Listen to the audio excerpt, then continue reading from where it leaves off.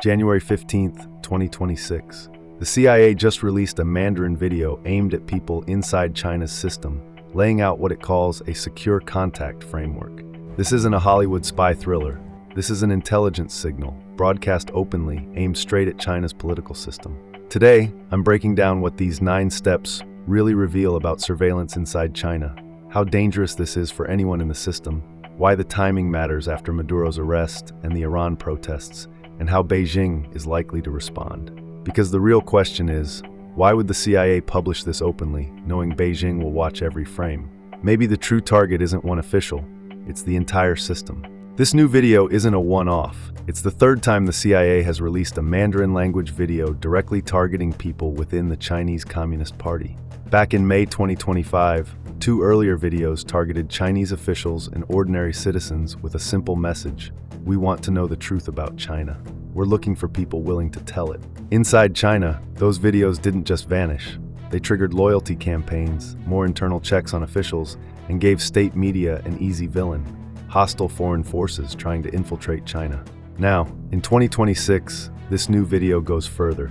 It doesn't just say, "Come talk to us." It spells out what it claims are the risks and precautions of contacting them. On the surface, it's simple. If you're inside the system and you want to talk, a channel exists. But strategically, there's another layer. The hidden message to Beijing is, we believe insiders will talk, and you can't lock down every channel forever. The key takeaway isn't the checklist itself. It's what that checklist assumes about life under China's surveillance system. You don't need to memorize all 9 steps. Just look at the world they describe. Step 1 is basically, don't treat your normal devices or everyday connections as private. Assume routine digital traces can be tracked. That means from the CIA's perspective, your normal phone number and network are not safe. Your device can be checked, apps monitored, home or office Wi-Fi untrustworthy. Step 2, use a foreign browser, foreign VPN, foreign email address. The message is clear. China's own internet isn't safe enough for this conversation.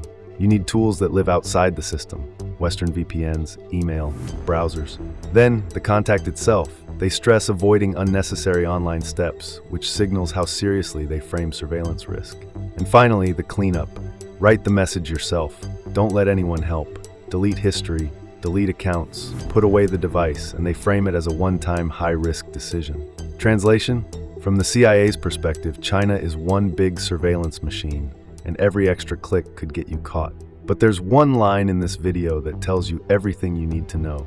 The CIA literally says, if your situation allows, consider leaving the country before step 1. Think about that. That one line shows the stakes. They're framing this as high risk even before a single message is sent. This CIA video doesn't appear in a vacuum. Look at the timing. Right before this, Venezuela's President Nicolas Maduro was arrested and flown to New York after years of sanctions and pressure.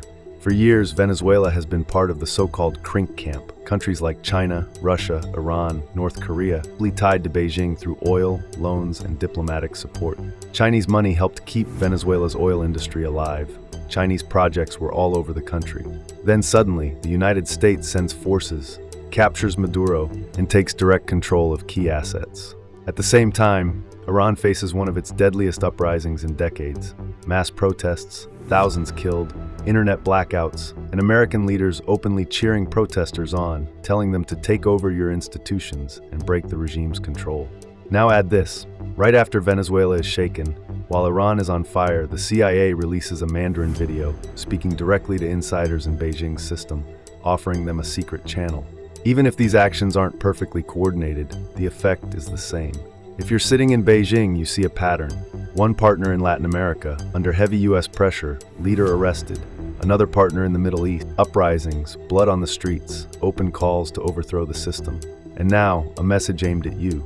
We can talk to your people too. Will Xi be arrested next like Maduro? No. China is not Venezuela. China is a nuclear power, the world's 2nd largest economy, deeply tied into global trade. A US military operation to grab Xi is not realistic. But will Xi and his inner circle look at Maduro's capture, look at Iran's uprising, and then see this CIA video as part of the same storm? Absolutely. For the system in Beijing, the timing sends one clear signal. No one in this camp is truly safe.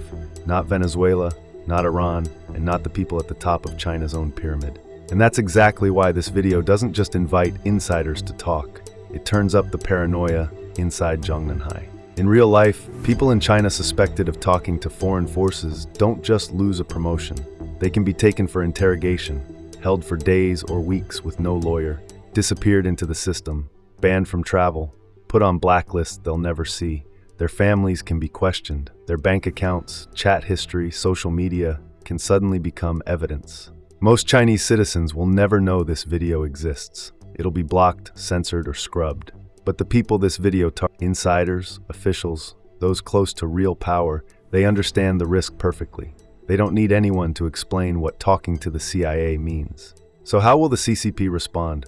Inside the system, this means more paranoia, more loyalty meetings, more internal reviews of who is reliable versus problematic, more pressure on officials to prove their redness. If you're a mid-level cadre who just watched this video, you know two things. The CIA is saying, we might want to talk to someone like you, but your own bosses are thinking, we should watch someone like you. On the outside, it's a propaganda gift. State media can say, look, proof the United States is trying to infiltrate China, proof they want to turn our officials into traitors. That narrative justifies more online censorship, more arrests of people accused of colluding with foreign forces, more crackdowns on anyone sharing information with the outside world, even journalists and activists. These videos don't just tempt officials. They spread paranoia through the entire pyramid, from the very top, all the way down to the people scanning ID cards at the building entrance.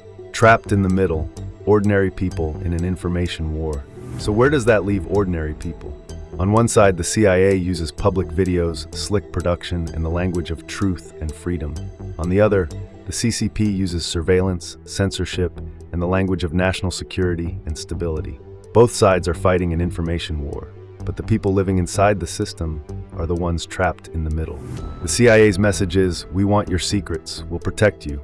The CCP's message is, anyone who talks is a traitor. We're watching. For most people in China, that's not a choice. It's a threat from both directions. If you'd like a deeper dive into how the label hostile foreign forces is used to silence real whistleblowers and protesters inside China, people who never talk to the CIA at all, but are treated as enemies anyway, let me know in the comments. And I want to hear from you. Do you think this kind of public outreach actually works? Or does it mostly increase fear and internal crackdowns inside the system? Tell me in the comments. This growing atmosphere of suspicion, control, and pressure inside China, fueled by things like this CIA video, directly shapes how the CCP turns to other means of maintaining power. But what do I know? I'm just a panda. Don't miss out on more deep dives into China's untold stories. Hit that subscribe button and ring the notification bell.